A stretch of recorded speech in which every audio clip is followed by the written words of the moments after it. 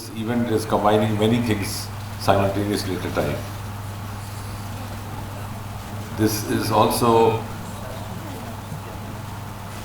holding a meet on a project which is jointly being conducted by the University of Kashmir and the CSIR. And since I also happen to be associated with CSIR, so they too have much in common which may not have been realized by many in this room. While the university is 70 years old, CSIR is 80-year-olds. So she's the elder sister. And both have marched with the times along with the journey of the independent India. While CSIR happened just at the time of independence or just before it, this university was among the first lot of universities across India to have been set up after independence. The second university in Jammu and Kashmir, which was the Jammu University, came about more than 1.5 decades later.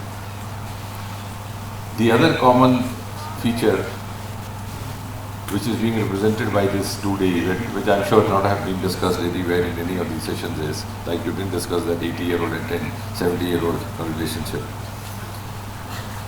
And because that you don't have sessions like that, is that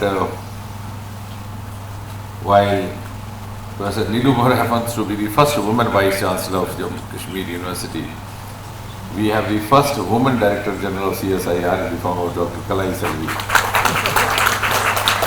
So these are the two common features. The third one, and of course seated beside the Vice Chancellor, is Professor Ashraf Ganai, whom I have known him since the times he was not a professor. And he had very nice things to tell about me. I think for the first time I met him when he was selected for DM in endocrinology in AIIMS, Delhi. I was briefly there under Dr. Kochu Pillai. I felt very proud that there's somebody, son of the soil, who has made it. Since I was a few years senior to him, and I had also gone through the same phase, because in every profession you have those who are occupying the slot do not feel very comfortable when a new claimant also appears. So one victim understands the other victim. And that's how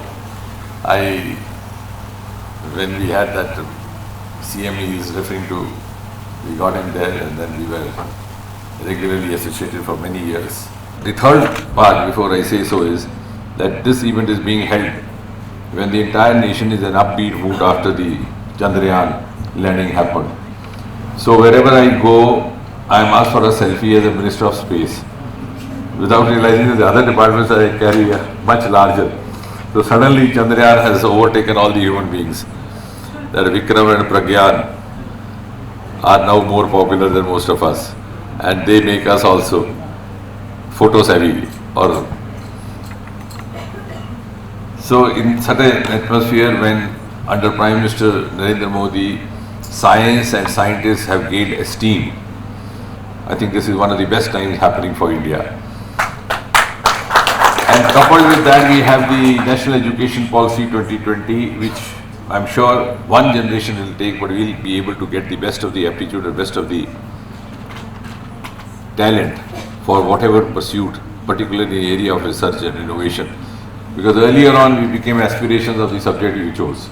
Because when you were in class 11, you didn't know what to choose. Your parents asked you to choose biology, to become a doctor. It was your parents' choice, not yours.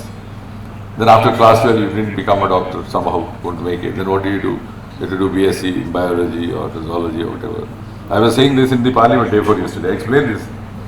They asked me, no, why you are making so much of hype about this? I said, I tell you why. Because you have grown as prisoners of aspiration without realizing. Then now you do BSc in the same subjects. Then appear for civil services, IAS, JKS, this, that. Not done. Then what do? You do MSc. Again same subject. Some botany, zoology. After that you try for a UGC job. Because now good pay scales in the university also. One of the good jobs over here. But everybody can't make it. But the old earlier education system did not give us that opportunity. So that whole ecosystem is now most favorable. And I think we owe to Prime Minister Modi for having taken this bold initiative. And in a milieu like this, I have been, wherever I've been, I almost every week I am going to one or two universities or IITs or medical institutes across the country. I have been pushing for a more integrated, synergized approach. If you have to move further from where we are today, we have to grow wholesomely, holistically.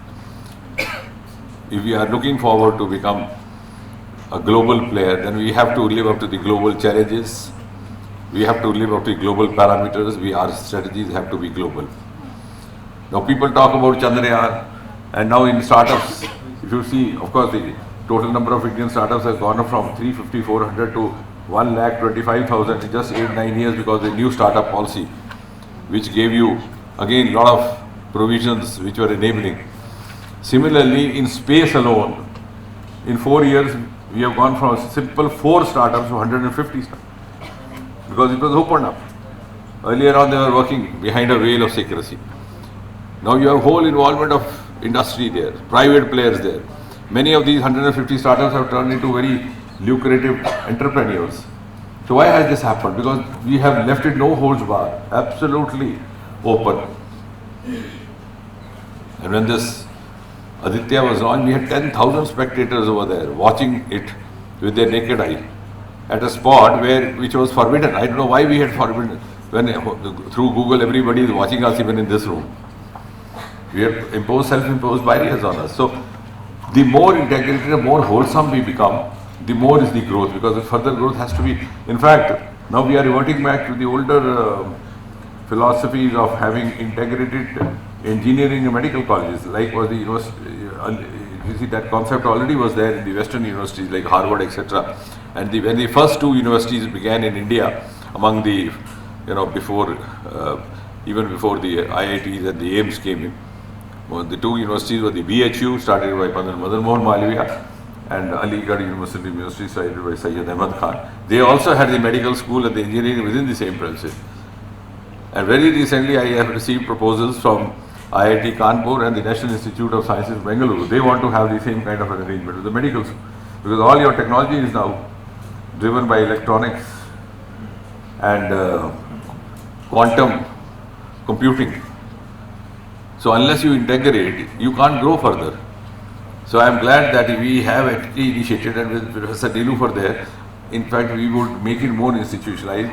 The other day I was invited by, I think, IIM Jammu, so I suggested to them and they've done it, a multiple MOU. The IIM, IIT, because they have IIT also, the AIMS, the Government Medical College Jammu, CSIR, IIM. So 5 institutions, single MIU. I said people will laugh at you, they'll say, what has IIM got to do? But they won't understand that for a startup to be sustainable, you need to have industry linkage. And for an institutionalized industry linkage, IIM is the person who has been trained to do that. Not that since he is not a scientist, so he has nothing to do with it.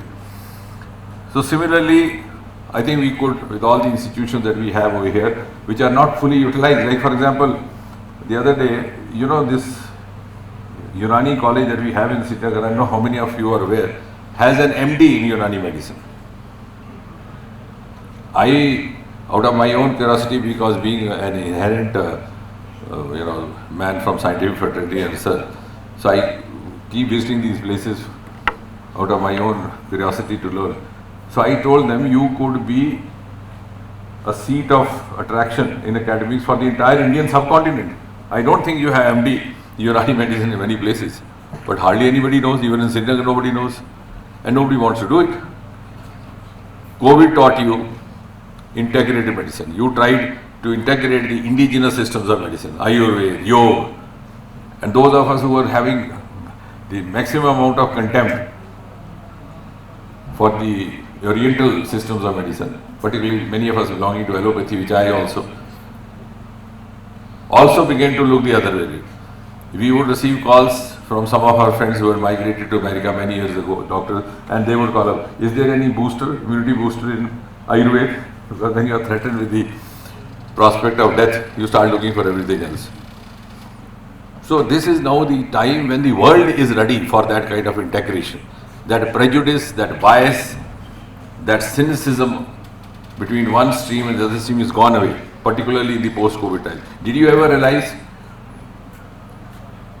India gave world the first DNA COVID vaccine. Again, our department, biotechnology, because that's also the department. But what is very exciting and amazing is that this is a country which hardly believed in protective health care. Even if you fell sick, you thought you would wait for a few days to get well. You would not go to a doctor. It's not health priority. They say health was never a priority in the earlier governments. It was not a priority in the government. I say it was not a priority even in our society. You would wait for disease to take its course. If you got well, you thought it was mother's blessing. Somebody will go to the mosque on Friday, somebody to Gurdwara, somebody to temple, and that is the final prescription. If you didn't get well, you thought it was your karma, your sins. So both ways you were happy, satisfied. Such a complacent social milieu. But I was telling the other day, did you ever realize the same nation which did not even have much of aptitude for therapeutic health care is today become a leader in preventive health care. And very recently we have also come out with the herpes vaccine for the cervical, which has a role in preventing cervical cancer and so on. So I think now India on the one hand is a frontline nation as far all this research is concerned, particularly biotechnology, medical. And on the other hand, the world is ready to be led by India. And also the integration is now something that everybody is open to. And to that extent, as Professor Ashraf was mentioning about genomes, I think this is another step towards that preventive strategies that we are going to have in the future. And more so, as he said that in India it's important. Of course, I think we'll have that wing also. I'm not sure if it is not there, we can include it also, the diabetes part. So, what I'm trying to say is, India, otherwise also Indian phenotype is known to be more prone to these disorders because we have more of central obesity. We look, because our garment is such, we can wear a long sari, we can wear a big kurta, belly is hidden. So, Westerners don't have that kind of central obesity. They might be, we did a study actually with Dr. Yagnik in 90s. We did CT scans of some of the Europeans and Indians and compared. Europeans apparently looking either generalized fat or thin and thin inside. Indians or Asians, thin otherwise looking, but hair full. Yeah. So that is the, and when Professor Ashraf talks about the importance of including diabetes, you should also realize that insulin resistance is the mother of most of the metabolic disorders. It's not it's only going to lead to diabetes mellitus. It could lead to so many other disorders, including the coronary disease, which he mentioned. So insulin resistance is the main hallmark to prevent these diseases. So I'm sure we will widen this project and we will also integrate these 2-3 studies so that we can benefit from each other's inputs. And next time, when we'll discuss, whenever there is opportunity, we'll try to integrate the other institutions also. Like after this MOU, I asked the AIMS director there to hold a meeting where all of us join. And then they have formed, then I only insisted, I said now you should learn to work with each other. The other part is training the diabetes educators, and very nicely put across by Professor Ashraf, that is the economic part also. Whenever I used to go for health camps, I would always say, diabetes is too serious to be left to diabetologists alone. So Mark Twain once said about economics, he said economics is too serious to be left to economists alone. Similarly, if you ask an elder in the house who is a philosopher or an astrologer to go and fetch vegetable for you for the evening food, maybe he comes back empty-handed because he would indulge in so much of analysis and calculations and predictions and astronomical alliances. So if you send some vagabond, he might get all the things that you require. So you need to have other inputs. So this is like many other disorders. a huge bearing on the cultural factors, the social factors, and that is why, before I conclude, I want to share with you, we have come out with the National Research Foundation for the first time in India called Anusandhan. Universities like this one should make best use of that, and that will be again based on the same concept which I have been taking. It will be having a larger participation of non-government agencies rather than government agency. For example, we have a 50,000 crore budget of 5 years, out of which 36,000 crores will be from the industry, from philanthropists, from CSRs, because if you keep depending on government alone, you won't. Today we are competing with NASA because NASA is a space agency which has huge funding from the non-government sources, and today we have also started getting. So I would request and also say that you also make benefit of the new research foundation. America has had that for many years. Germany and some other European countries also had. There is a kind of a think tank which will also do the exercise for you to decide which kind of theme you should choose for the research, what kind of collaborative themes for international research. It will also do the work audit plus the fund audit. And in the kind of executive council that we have formed, we have a huge presence of industry, of course, as I said. In addition, quite in contrast to what the American society is, we have also given representation to representatives of social sciences, culture, humanities, academics, so that the Indian contexts are also well taken care of. Long many years ago, I know many of you may not be aware of that because I am growing a little ancient, not old, but ancient.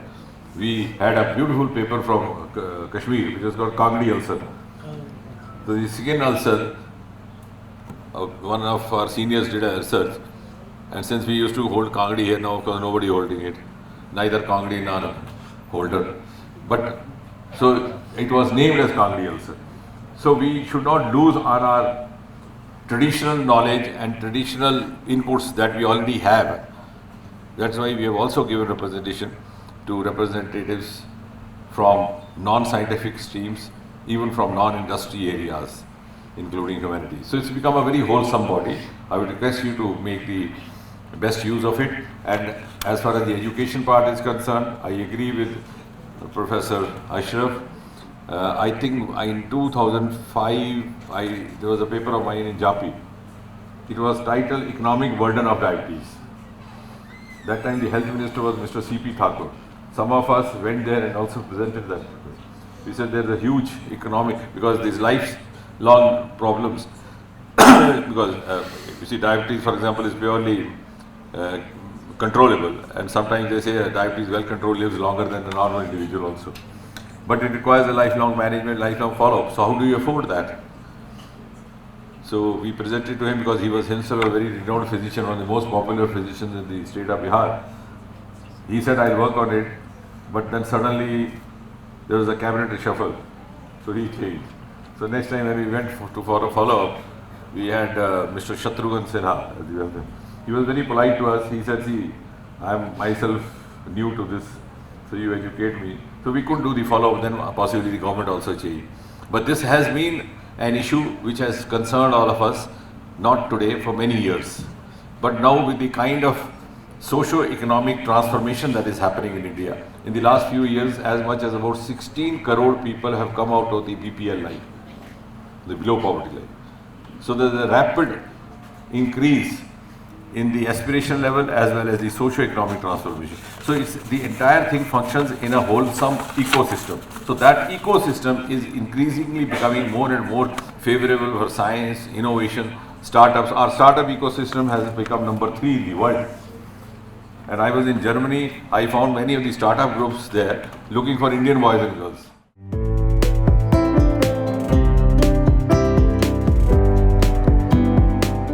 We are very thankful to him that,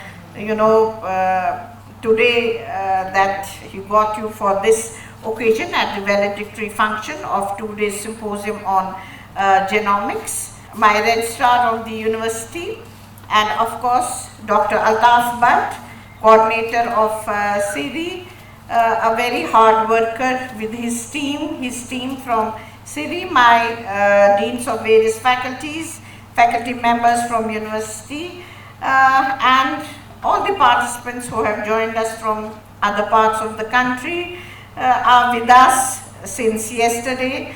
And of course, sir, you can see at the back young minds, youngsters from our valley, not only from our own university, they are also from various degree colleges affiliated to University of Kashmir. Sir, in fact, they must be very much inspired by seeing you here, and of course must be waiting to listen to you. So once again, we welcome you at University of Kashmir, and we do look forward to guide us in future by your leadership, and wherever possible try to help us. This two-day symposium on genomics towards better health, jointly organized by CIRI, University of Kashmir and IGIB New Delhi, towards better health, is very important event with immense importance to public health. The symposium has exposed young students to the recent and evolving technologies in genomics and their applications in public health. The symposium would build bridges for future collaborations, student training and exchange. We are thankful to Director IGIB, Dr. Sovik Maiti, and his team from IGIB for choosing Kashmir University as a collaborating institute. We are also inaugurating two important events: ICMR India Diabetes Study, Diabetes Educator Program, which have huge public health relevance. We are hopeful that these programs will go a long way in formulating policies and create awareness among public about diabetes. I congratulate CIRI, University of Kashmir, for brainstorming two-day symposium on genomics towards better health, and also look forward to two important events on diabetes. For the information of our chief guest, as already Dr. Nisar gave some information, we also have, sir, Entrepreneurship, Innovation and Incubation Center at our university. Of course, about the Department of Lifelong Learning, Dr. Nisar has already said something. We also have in place Skill Development and Capacity Building Center. We have New Gen Center, and recently we got registered for Indian Institute of Sustainability Center Kashmir. It's the only center which got registered in whole of the UT, and we are working towards, we already have an MOU with Gujarat University, and we have other MOUs with various departments and centers, and this is one of the center which will in due course of time be a very important center and look towards the main objectives what our new education policy 2020 defines. Sir, again, you will be glad to know that University of Kashmir was one amongst the first universities in the country to implement new education policy 2020 in its affiliated colleges.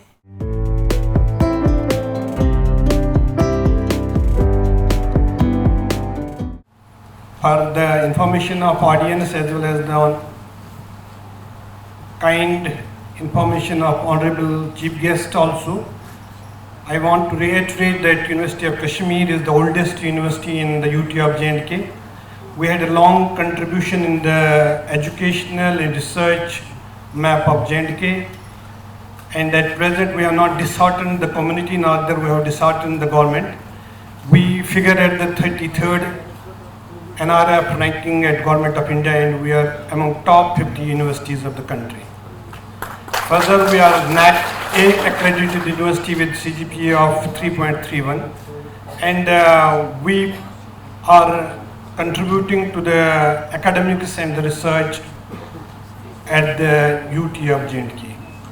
So under the leadership of Honorable Vice Chancellor, who is the first woman Vice Chancellor of J&K universities, particularly the University of Kashmir, I extend my thanks to the government of J&K, the government, central government, who have made us proud by appointing her as the first Vice Chancellor, woman Vice Chancellor of the University of Kashmir. So beyond the reliefs of academics and the research, University of Kashmir is well aware about its social responsibility. And particularly under the direction of the Honorable Vice Chancellor, we extend our extension activities throughout the UT of J&K. Whether it is the nearest place of underprivileged people of Dal Lake or is the extreme tribal population of J&K, we try to extend our full extension activities in those areas. Sir, without going into much details of our extension activities, I will quote 2 or 3 extension activities which are much relevant to the today's topic and probably to your department also, sir. So now we have Department of Social Work, Department of Sociology, Department of Directorate of Lifelong Learning, and few more departments, particularly the Dean Students Welfare, under which we extend our extension activities in the society. Sir, I just want to, I want your attention for a few seconds, sir.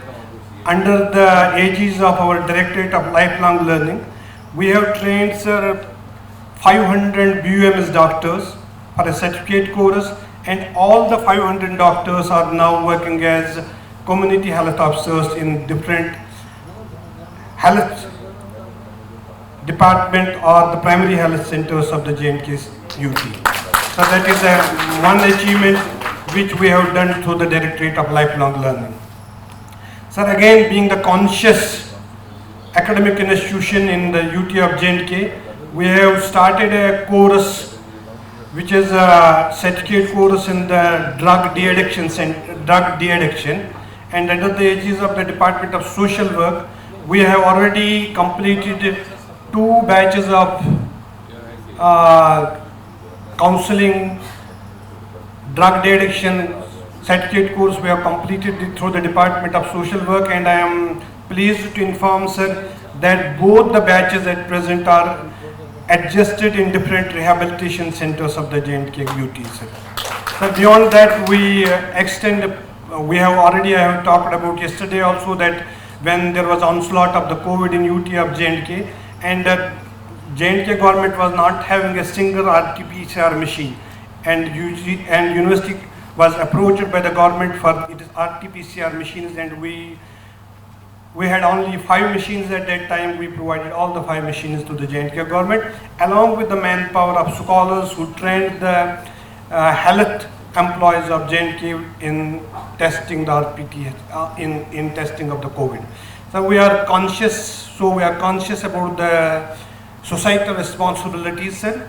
Sir, we have started few more courses which are much relevant to your department, sir. Sir, we have started nanotechnology in the UGC, in our university. Sir, very recently, being the, because we have started an aspirational district is the district of Kupwara, and we have started the energy studies graduation course, integrated graduation course in the energy studies at Kupwara campus.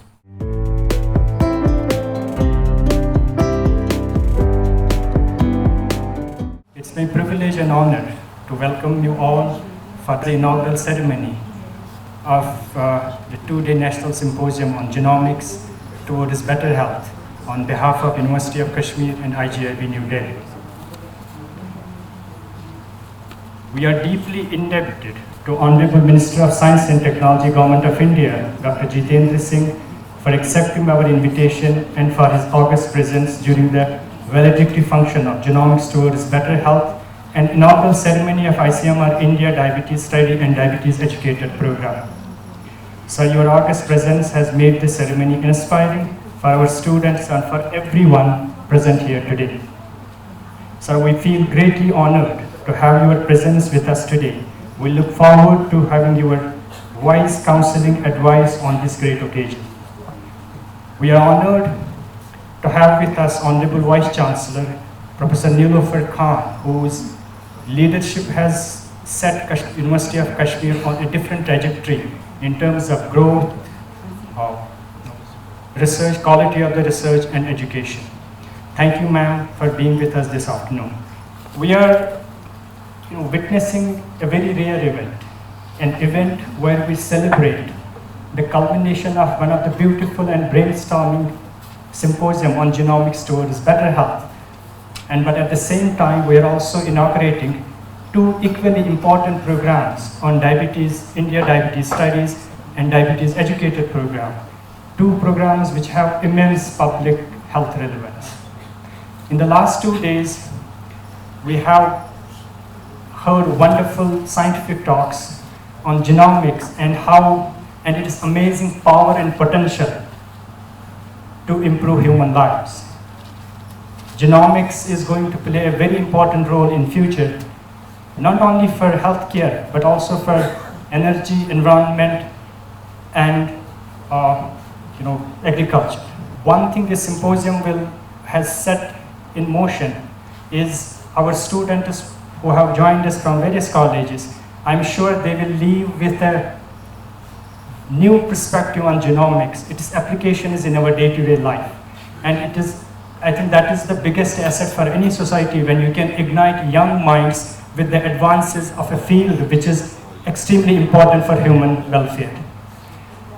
So before I conclude, I once again thank all of you for joining us, all the dignitaries on the dais, off the dais, and everyone present here today to celebrate two important events in modern science. Thank you very much.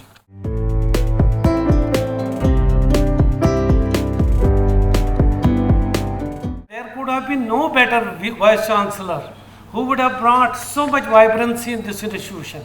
I always see every day one or the other program going on, national level programs, and I am very thankful to you, ma'am, that you have given us an opportunity to collaborate with SKIMS for initiating a joint program in diabetes education.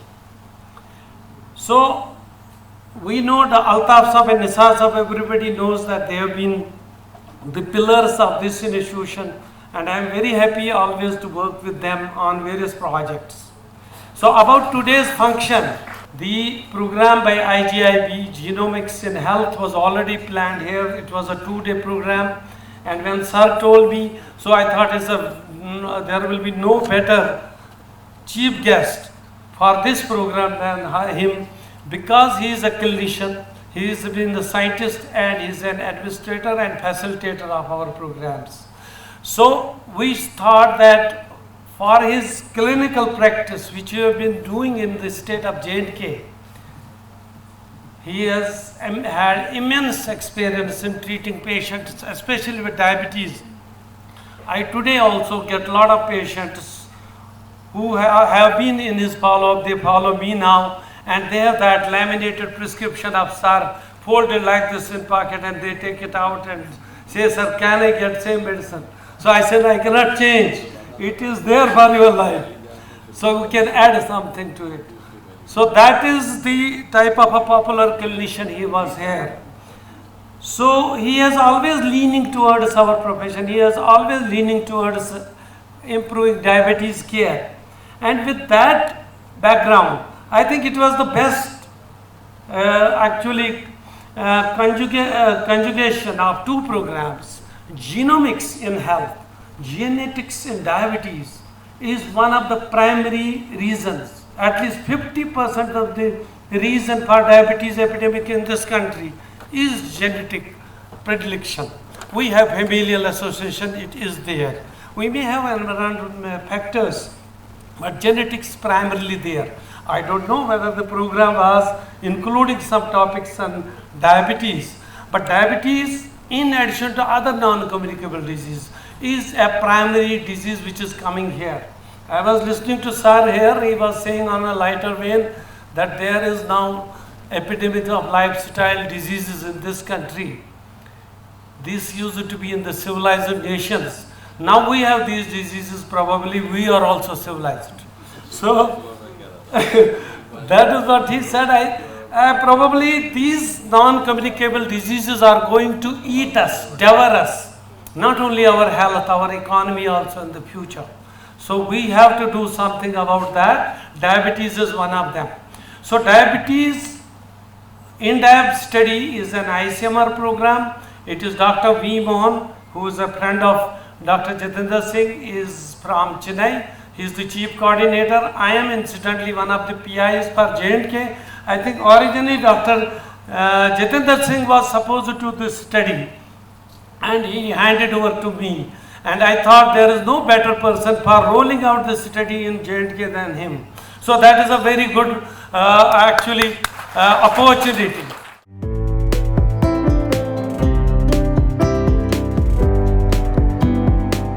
It is my honor and privilege to deliver the concluding remarks and propose the vote of thanks on behalf of CSIR-IGMP. We would like to first convey our warmest gratitude to our Honorable Minister of Science and Technology, Government of India and Vice President CSIR, Shri Dr. Jitendra Singh, who seeded the idea of celebrating the innovative power of CSIR labs by showcasing the achievements of each lab in 1 week. His deep commitment to public health is evident from the rolling out of the Joint Diabetes Educator Program and the ICMR India Diabetes Study today, and we are extremely honored to have him amidst us today. We would like to sincerely convey our gratitude to Director General CSIR and Secretary DSIR, Dr. M. Kalaiselvi. It is her untiring efforts in making the OWOL program across all the CSIR institutes a resounding success. As a part of OWOL, IGIB celebrated the power of genomics through a range of activities involving all major stakeholders from academics to clinicians to industry partners and students. We are ending the celebration by jointly organizing the National Symposium on Genomics Towards Better Health here at the University of Kashmir. This conference has provided a platform for discussion, exchange of ideas and possible collaborations. Genomics is fast providing us with knowledge relevant to our population towards building better healthcare, preventive healthcare and personalized medicine. We need strong hand-holding from all partners, and we are very happy that we are establishing this partnership with University of Kashmir. We would also like to extend our deepest gratitude to the Honorable Vice Chancellor of University of Kashmir, Professor Nilofer Khan, for her support and guidance in the organization of this event.